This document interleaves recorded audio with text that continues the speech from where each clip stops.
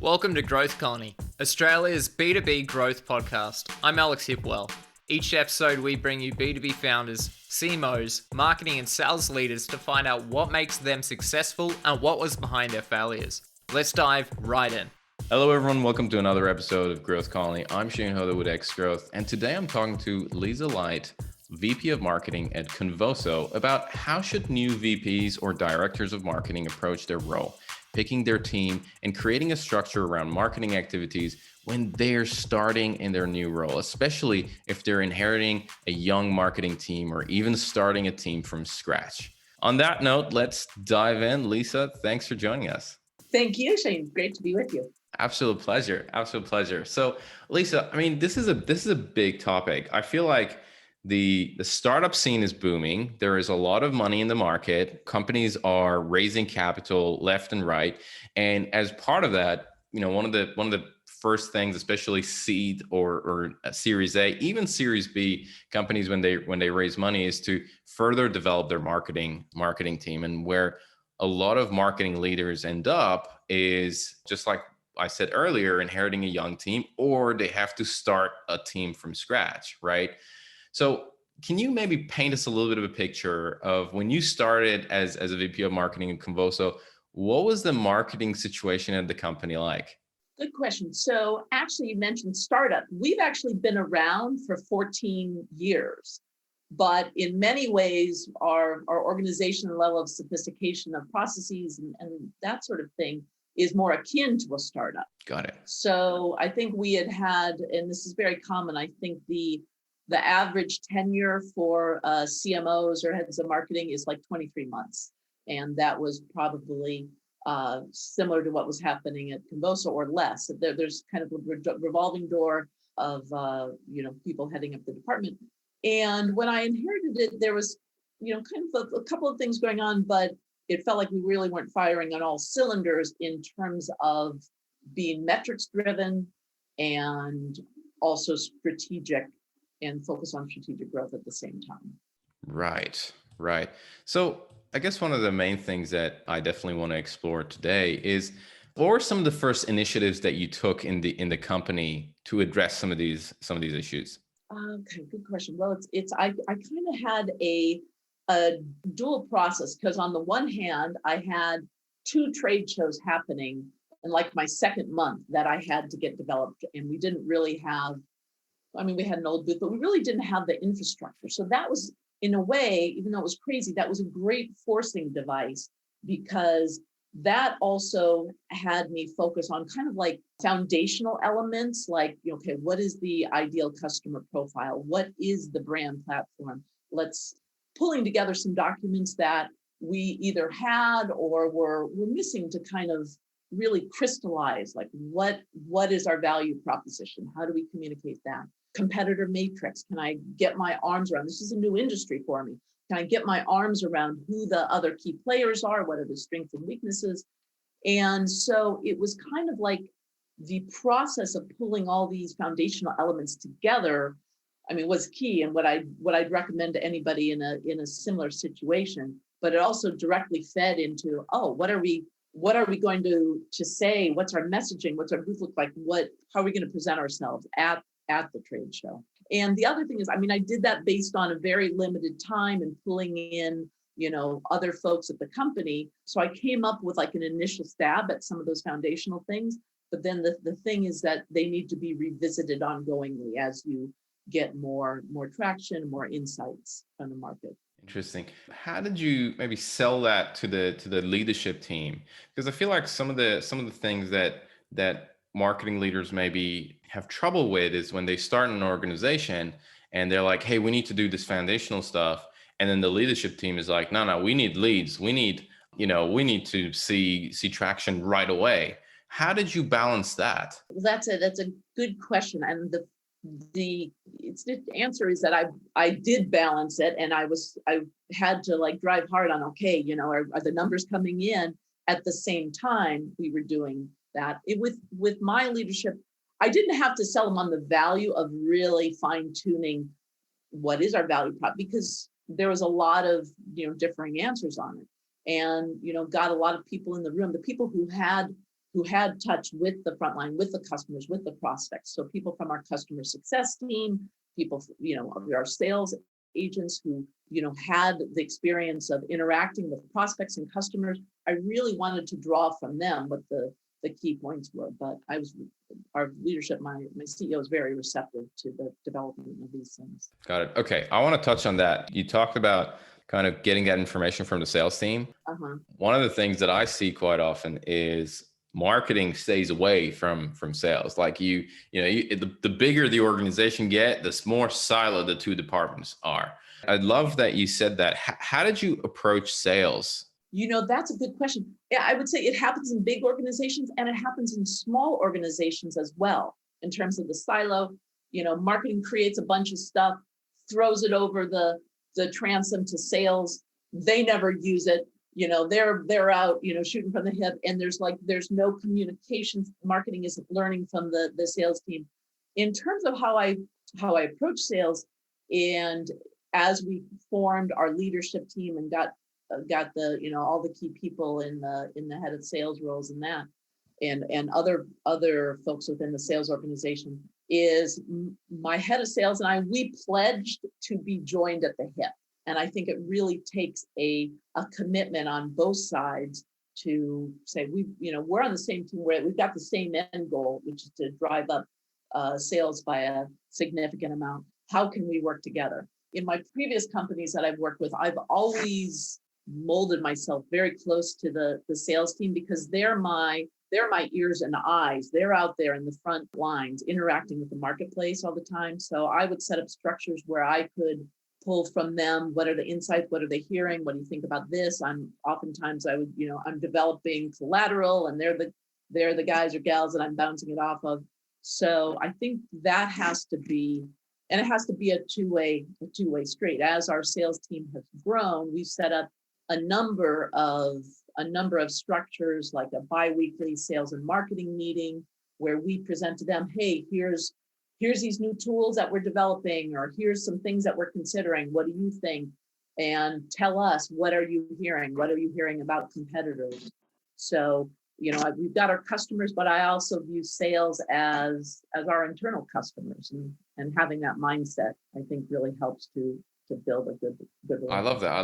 I love that phraseology of them being your internal customer. That's such an interesting way of putting it, where in some organizations, they're looked at as an adversary. They're looked at as, oh, we don't want them to take credit for it.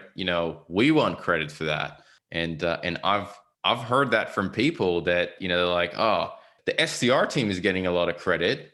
We would like to, get more credit in terms of we're bringing opportunities, and detrimental approach.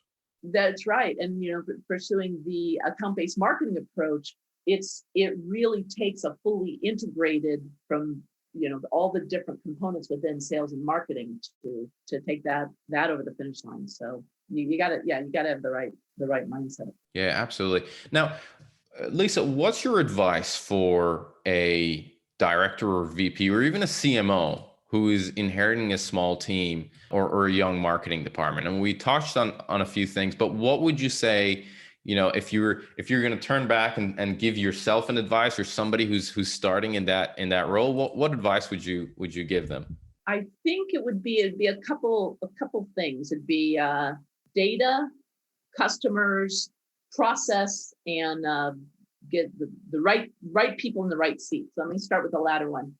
Jim Collins is the author of Good to Great, who was actually one of my professors at when I was in business school at Stanford, and he wasn't even a known name, the great business advisor that he is now. And so he was just he had his books. Yeah, I think he had Built to Last then, and he would share it with us and teach from it in his basically the non-bound version at that time. But one of the great tenets in his I think it's his second book, which is Good to Great, is get the right people and get them, first who, then what.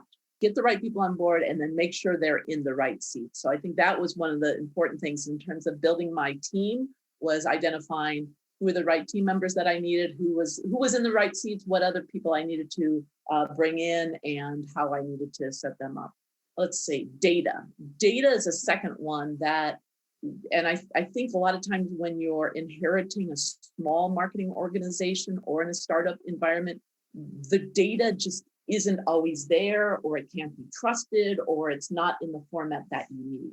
And in our case, there was like a key report, and I knew the number, I knew what I needed, and I kind of created this big Excel spreadsheet and then had somebody feed in the data to really understand of the prospects that marketing is bringing in. How do they grow over time? Do they churn? What sources did they come? I needed to see that at that level. So I think that's a key recommendation, that you really need to get your arms around the data. And if you're not getting the data, you need to figure out what's a solution to get that, whether it's getting outside help, outside consultants okay, how do we pull this out of Salesforce or whoever your CRM is? And then I think the other one is around customers. One thing that, because we were a little lean on our case studies, I wanted to immediately create more of those as a sales enablement tool. So I was involved in interviewing a lot of customers, and then had my marketing communications manager create the case studies from that. But I loved being involved on those initial calls to really understand what their journey was like as a customer. And I still, whenever there's a case study call, I insert myself. I love being on those calls. What all can you draw from current customers? Is there a customer survey you can do? We just did another customer survey and got great insight. I should have done customer surveys earlier in my tenure. That's one with the 2020 feedback. Look at other customer surveys that existed, or are there customer recordings or interviews that I can listen to? Can I go back and, I tried to listen to a lot of discovery calls that we had on file. Just immerse yourself, especially if it's a new industry for you. And the fourth area in terms of my advice is always have a mind for process. And this, a lot of times it's quick, just to how quickly can we solve the problem and drive more leads and that sort of thing. But you need to think about how can we set up a process so we're really developing a flywheel where it's much more scalable if you have a process in place that's documented, followed by all, and that should always be your guide. It's always quicker to just kind of do it yourself without setting up the process, but that's a key mindset thing. I mean, scalability is such a big thing with marketing, because so many things we start doing at the beginning, they're not scalable, and they could generate really good results. But guess what? When you want to do more of it, and then the business says we want more of it, it falls apart because there's no proper system around it. I love that. Lisa, I had a look at your battle cards, right? The competitor battle cards, and I absolutely love them. Tell us a little bit about the process, how you create these, and what's been the impact of this for the organization and for the sales team. Okay. It's interesting because I went through a different process where originally I hired an external consultant because I was kind of short on resources then. And what I learned, they kind of helped me with the kind of the template and the framework, but they really couldn't understand the industry like we could internally. So I gathered, there's a couple different resources. First of all, we gathered all that we could for third-party reviews. You can learn a lot from what other people are saying about your competitors, but also remembering that people tend to focus on the negative, so you always have to take things with a grain of salt. But we compiled those as our summary of strengths and weaknesses on our competitors, and created that as a sales tool, and then pulled from that kind of the key takeaways in the key areas: strength, weaknesses. What are the questions that we can ask them? So we can say, so you're using XYZ company right now. Are you having problems with this? And, how can we help our sales team find those little entry questions that'll kind of get them to be able to tell how we can make a difference. I then vetted them with the folks in sales who had the most experience in dealing with these competitors or coming across other prospects who had come from the competitors, because you can only gain so much from looking at these other websites. And then I think the other thing is just, it can't be static. You got to keep updating them. That's part of our sales and our regular sales and marketing meetings. What can we learn that we can incorporate into those battle cards? And I like them because they're nice and succinct and, one slide. But there's so much ongoing data. We're now building another system where we can capture ongoing feedback that we learn here and there. So it's got to be a living, breathing document. Yeah, it's a time-consuming piece because your competitors are not going to sit still, right? And but it's also extremely valuable when your team is on the phone and say, "Oh, you use those guys." Right. Here's some of the things that we think about them and why we think you shouldn't use them. Yes. And, in thinking, we know exactly who the competitors are in our space, but going back to Michael Porter, 5 forces analysis, there's all these, either substitutes or new entrants. You need to not just look at your competitors with blinders, but with new technology. And we're getting into new areas. And there's also new ways of solving the problem that our product may solve. So it's kind of making sure that you are looking at, like I said, the substitutes or new entrants or other people that could be nicking away at your market share. Got it. Okay.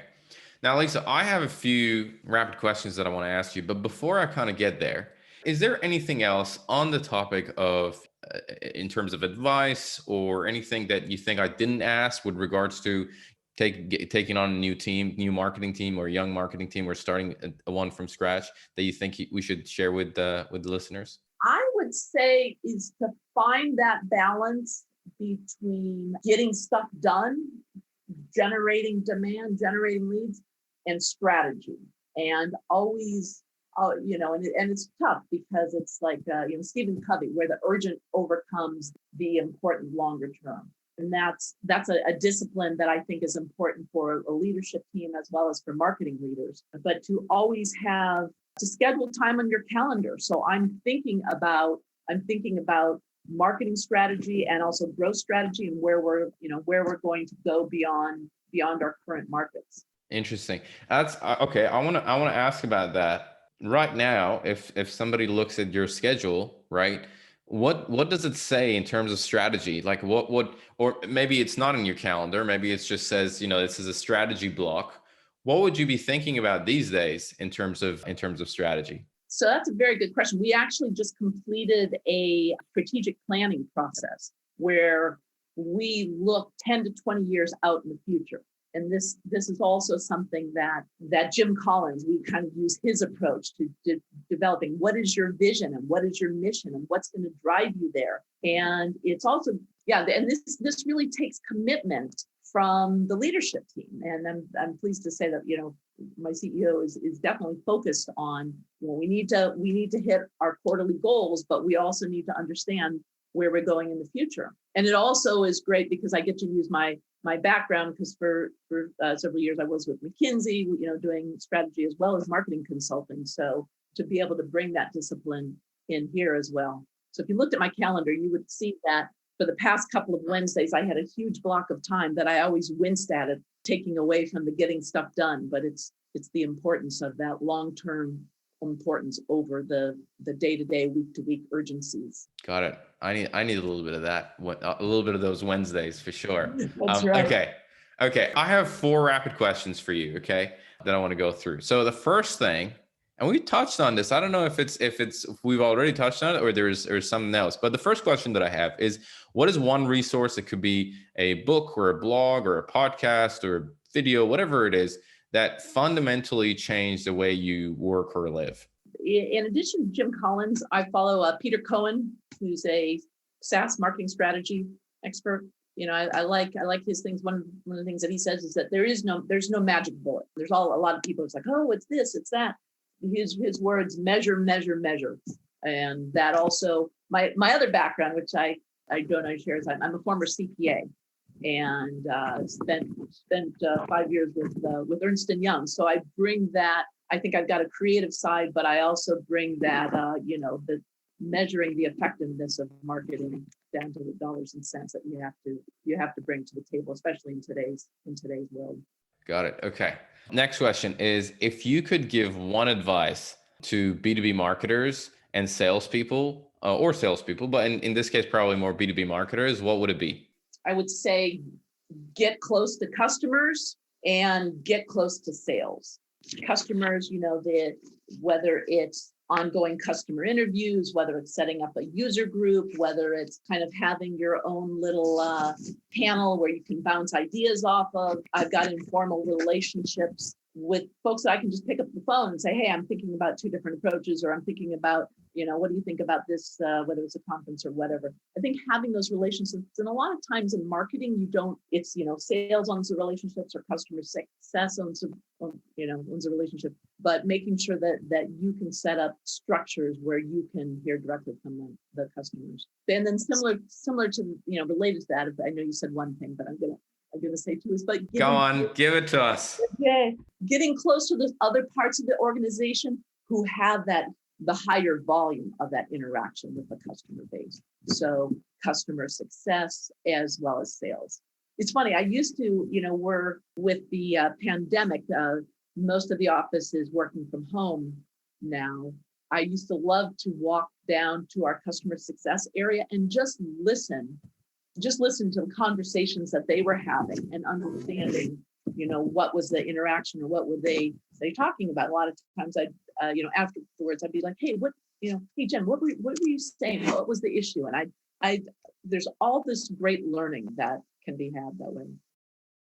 I love that. That's a great advice to anyone, really.